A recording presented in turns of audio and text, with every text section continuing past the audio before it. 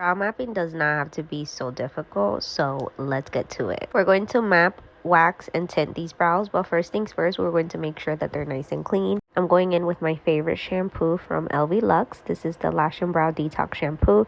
It literally gets all the residue out. My clients love how it smells. Too bad it's sold out. Squeaky clean brows is key, so do not skip this step. First things first, we're going to look for the starting point of these brows. To find the starting point, we are going to look for the bridge of the client's nose. And that is where I will be placing my first line. Everyone's starting point is going to be different. You'll see that some clients' eyebrows are going to be more far apart and some clients' eyebrows are going to be closer. But the easiest way to find the starting point is by looking for the bridge of the nose. You can mark your starting point with a pre-inked string like I'm doing right now, or you can look for the starting point with a ruler, a brow ruler, and just mark it. Now to find the tail, we are going to look for the outer corner of the nose, outer corner of the eye, and that is where we'll find our tail. Same thing, if you are having a hard time using the pre-ink string, just look for a ruler and just look for the outer corner of the nose, outer corner of the eye, and that is where you'll find your tail. Now we're going to look for our thickness. This is how thick I want her eyebrows to be. The bottom line will be the baseline. Now to look for the arches. Sometimes it's very obvious where the arch is, the high arch and the low arch, but sometimes you can't really tell. You can't tell, don't be afraid to touch the brow bone. A lot of times when you touch the brow bone, you can actually feel where the arch should be. I'm now going to connect my starting point with my high arch. I'm going to do the same thing on the other side, following the same line. I want to make sure that all of my lines are crisscrossing, and that's how I'm going to get balance on both brows, so I don't get one brow to look higher than the other. Using pre-ink string like this one, make sure you're working very slow. Try not to rush your brow mapping. Clean lines is very, very important. I'm now going to connect the baseline of my brows and the low arch with my tail.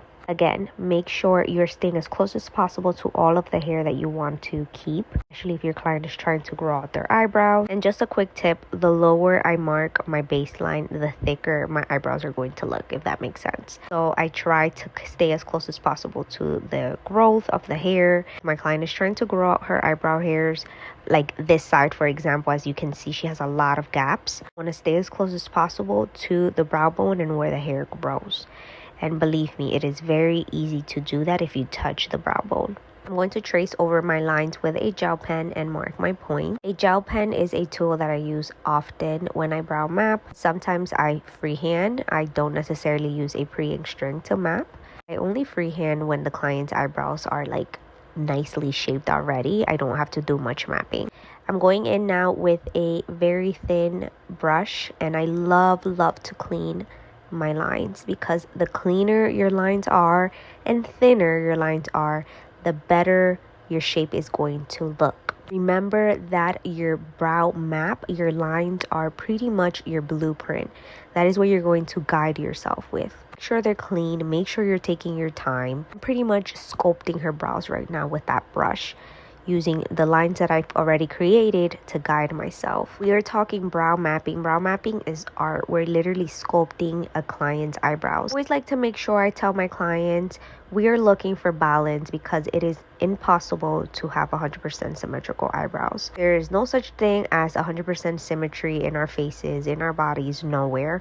So when we are brow mapping, we are creating balance with the eyebrows to make sure they look more like sisters, because they're never going to look like twins. If you're struggling with brow mapping, trust me, I was once there. Use your cousins, your aunts, your friends, anybody you can, and just practice on them. Once you get your brow mapping down, everything else is going to be a piece of cake. I'm now using my ruler to make sure that everything is as balanced and even as possible, that everything is at a right distance, and that both brows are the same thickness. This brow ruler will pretty much tell you if something is off. You can go ahead and fix it before you begin to tint or wax. Don't use the brow ruler all the time when I'm brow mapping. A lot of the times with this pre-ink string and my gel pen, I am pretty good and set to go. But for this client, because her eyebrows were quite different, one was thicker than the other, one had had more hair than the other, I had to make sure everything was as balanced as possible. Here I was checking the thickness of my eyebrows. As you can see, I messed up a little bit. One of the eyebrows was a little lower, so this is the reason why the brow ruler will be your best friend when brow mapping. And as always, going in with my brush to make sure everything's clean before I show the client and start waxing. I always wax first and then I tint last.